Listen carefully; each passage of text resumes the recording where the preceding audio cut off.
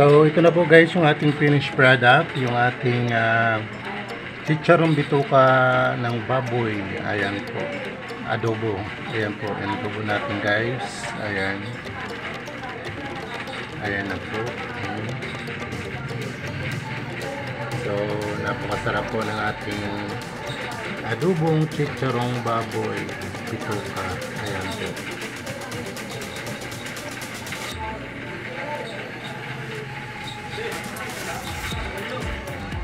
So, sa mga magluto po guys, sundan nyo na lang po ang ating description box at mga ingredients natin guys. So, ayan na po.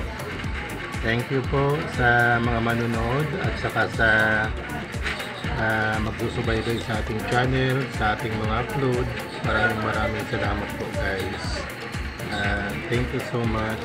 Bye bye. See you in my next vlog. Thank you.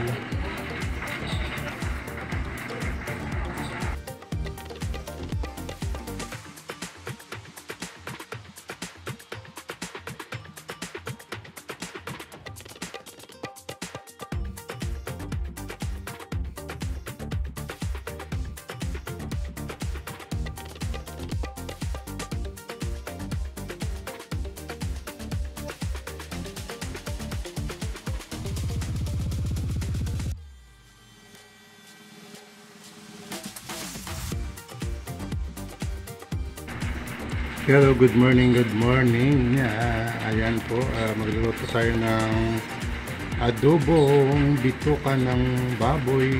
Ayan po yung adobo natin sa party ng ginagawang chicharon ng baboy. Ayan po. So ayan po yung ating 2 kilong chicharon bituka. Sakit na po yung ating vinegar at saka soy sauce. Yung ating sili at saka ating sibuyas, bawang at saka yung ating sugar, ating magic sarap. So ang gagawin natin guys, so slicein muna natin yung ating chicharon bituka ng baboy. Ayan po. Hello, good morning once again. So ito na po, na-slice na po natin yung ating chicharon bituka ng baboy. Ayan po, so maglalagay na po tayo ng ating mga ingredients. Ayan po, siling siling manghang. Ayan na po. So maglalagay tayo ng ating bawang. Ayan po. Maglalagay tayo ng ating sibuyas. Ayan. Ayan po, nilagay na po natin. Ayan po. So, mga ingredients po nito guys, so isang bagsakan na lang po. Hindi na po natin kailangan igisa. Isang kutsa. Kaya isang bagsakan na lang po. Parehas nga mo po ang kalalabasan. Kaya ayan po. So, ayan na po guys. So, nalo na po natin. So, maglalagay tayo ng suka. Ayan. Suka po. Ayan po. Tantsahin nyo lang po ang paglalagay ng suka, vinegar, at saka ito naman po yung ating tuyo. Ganun din po, tantsa lang po. Ayan. At pagkatapos maglalagay tayo ng sugar.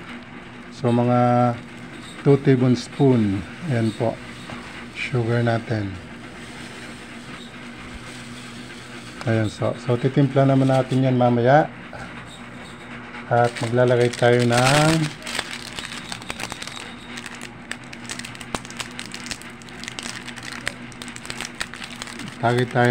magic sarap.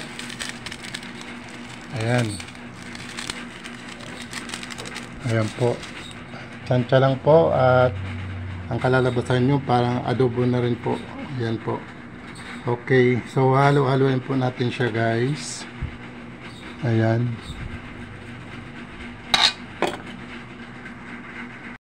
Okay, halo-haloin natin bago natin isalang sa apoy para maghalo-halo pa yung ating mga ingredients. Ayan po. So, ayan na po. Nahalo na po natin. So, magsasalang na po tayo ating adobong chicharon bituka ng baboy. Ayan po. So, ayan po guys, ilang saglit lang ay luto na po yung ating adobong chicharon dito ng baboy. Ayan po.